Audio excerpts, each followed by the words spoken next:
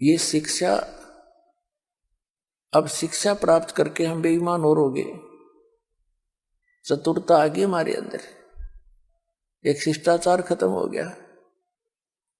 तो कहने का भाव ये है कि जो हम इस क्रिया को करते आ रहे हैं, हम उसी को फाइनल मान लिया था, हमें कोई यादें नहीं आवती थी कि और भी काम है इस मनुष्य जीवन का।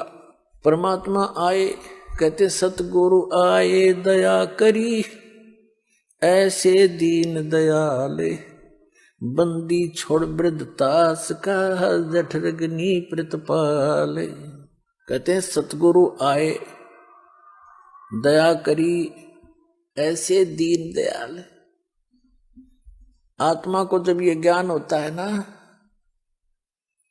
फिर यह तड़प उठती है, बता कि क्या काम हम कर रहे थे, करना क्या चाहिए था हमने। उसके लिए परमात्मा ने से फिर कैसी पुकार करती है, सतगुरु ने आण जगाई ये सखी, बरम भूल में सोऊं थी, साहेब ने आण जगाई है सखी, बरम भूल में सोऊं थी।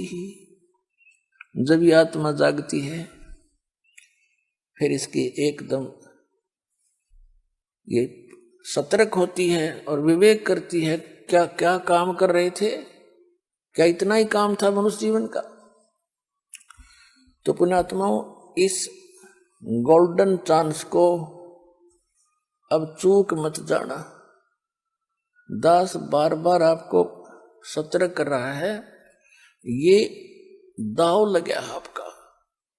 कहते हैं आगे गए न बावड़े, रहते भी सब जा, और बिन साहिब की बंदगी कहीं ठोड़ ठिकाना ना। जैसे मोती ओस का ऐसी तेरी आव, और गरीबदास कहते हैं महाराज जी, गरीबदास कर बंदगी भाई बोहर नहीं ऐसा दाव। ये दाव है आपका, एक मौका लग गया है असंख्य जन्मों के उपरांत। और पुण्यात्मा समझदार व्यक्ति, परमात्मा ने पहले शिक्षा दी है, इसे कुछ चतुरता ही है, इस चतुरता का ही दुरुपयोग ना करके सदुपयोग करें। आज इतने इंटेलिजेंट है मानो, कोई एडवोकेट बना है, कोई जज बना है, कोई इंजीनियरिंग कर रहा है, कोई डॉक्टर बन गया है, और कंप्यूटर तक की खोज कर ली। तो परमात्मा ने आपको यो माइंड दिया है, और हमारा उद्देश्य क्या है, इस पर भी थोड़ा सा ध्यान दो। आज आपने बालक पढ़ा दिया, बेटा या बेटी, अच्छी पोस्ट मिल गई।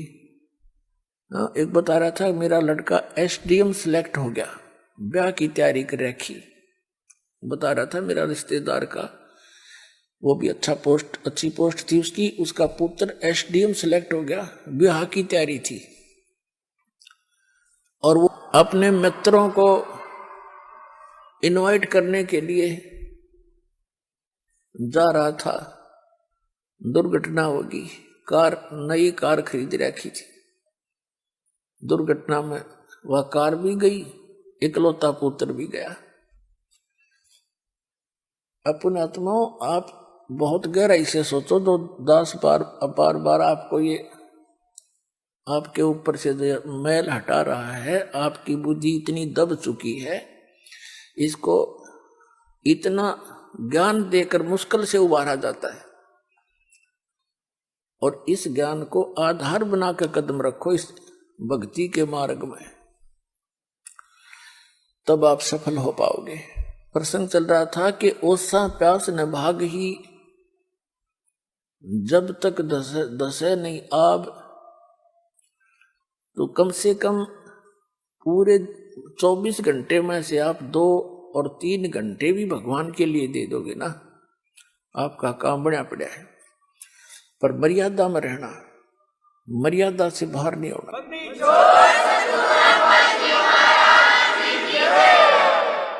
अब देखो पुण्यात्माओं, ये दूसरे संत भी परमात्मा की वाणी को पढ़कर जैसा उनकी बुद्धि ने काम कराया। कुछ थोड़े बहुत मिलते जुलते से ज्ञान को बताते रहे। वो भी कहते हैं 2.5 घंटे भक्ति करो, जैसे 24 घंटे हैं वर्ष एक दिन रात में, तो 10% समय भी मालिक में ला दें तो 2.5 घंटे बन गए, यानी 2 घंटे 40 मिनट ला लो। तो कहने का भाव ये है कि इतना समय आप इस सत्य भक्ति पर दोगे तो उसका फल मिलेगा, और इतना ही समय आप अन्य संतों के कहने से उनके द्वारा बताए गए मार्ग में लगाते तो वो व्यर्थ था, वो व्यर्थ था। तो अब समय भी आपका लगे और उसका सदुपयोग भी हो, सतभक्ति करेंगे तो इतने में आपका मोक्ष हो जाएगा। मर्यादा इसमें बहुत जरूरी बताई है।